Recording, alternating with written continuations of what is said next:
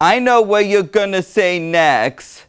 Next you'll say, I've seen right through you all this time, Joestar. I've seen through you all this time, Joestar. Hello, my name is Jake, and welcome back to my anime review show. Today, I'll be reviewing JoJo's Bizarre Adventure.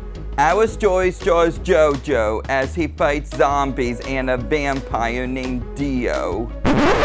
Oh wait, there's also another JoJo who goes on an Indiana Jones-like quest to fight against superior humanoids. Wait, there's more? There's also this JoJo traveling across the world to reach Dio in Egypt. Oh, come on!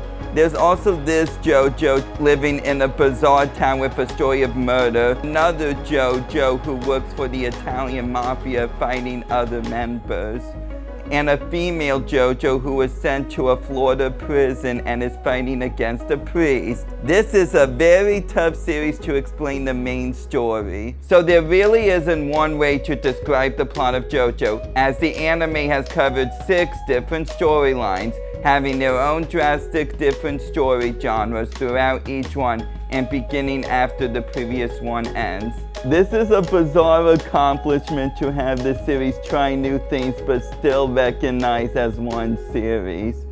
Each JoJo is related to each other by blood, even if one of them is related by being a descendant of a stolen body. While many would like to point out that the story has massive plot holes and inconsistencies, which there are some, the amount of plot holes tends to exaggerate how much the author forgets with the lack of utilization of these aspects in the story or a misunderstanding of powers, as well as the anime making things appear as if they don't make sense, possibly to look cool.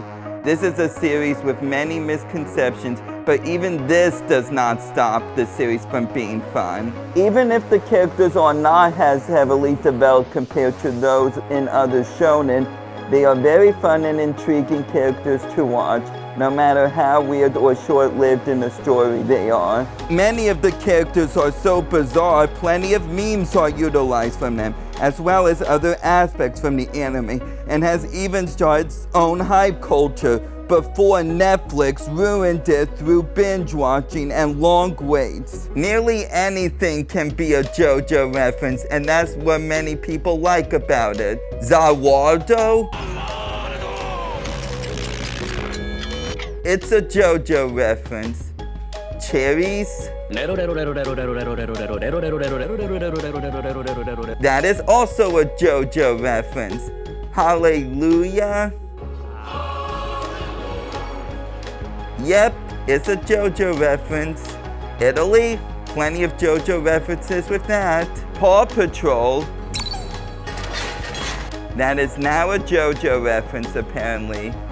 A group of military soldiers that committed massive atrocities in World War II. We won't go into much about them, but yes, it is also a JoJo reference. JoJo has unique fights throughout every part with their own interesting choreographed sequence of tactics.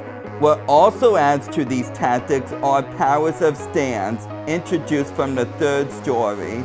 I don't mean unique poses based on artworks and fashion magazine covers shown in the stories, but I mean these ghostly spirits that were named after tarot cards, then Egyptian gods, and later on references to music, even if these names are copyrighted. Many of these powers are heavily thought of within the parts they are introduced in, and can be based on nearly anything, except resurrecting the dead.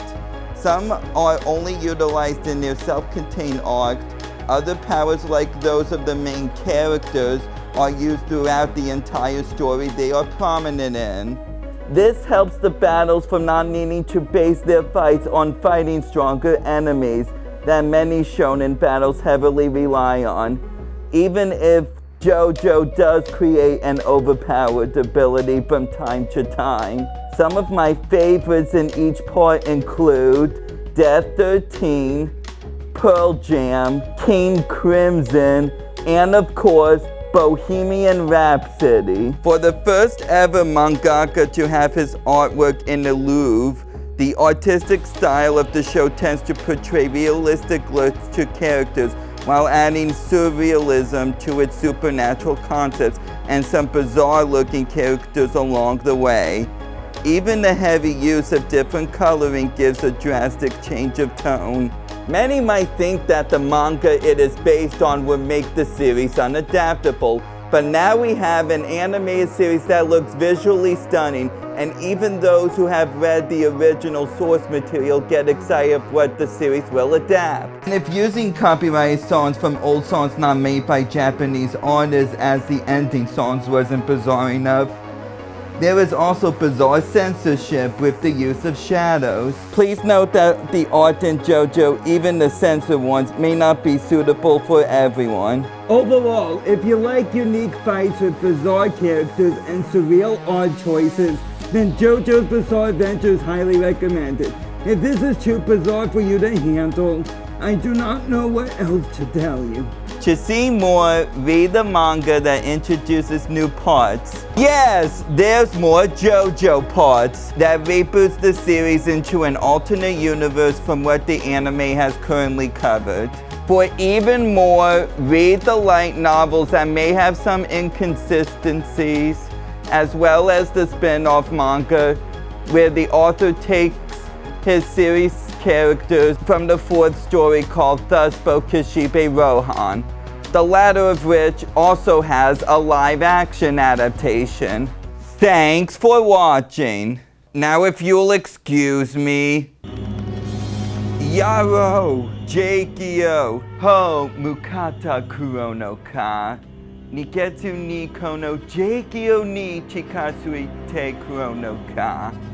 Chikatsu kana kya, Temeo buchi no me senain dena. Ho ho, dewan junbun chikasui kanai yoi.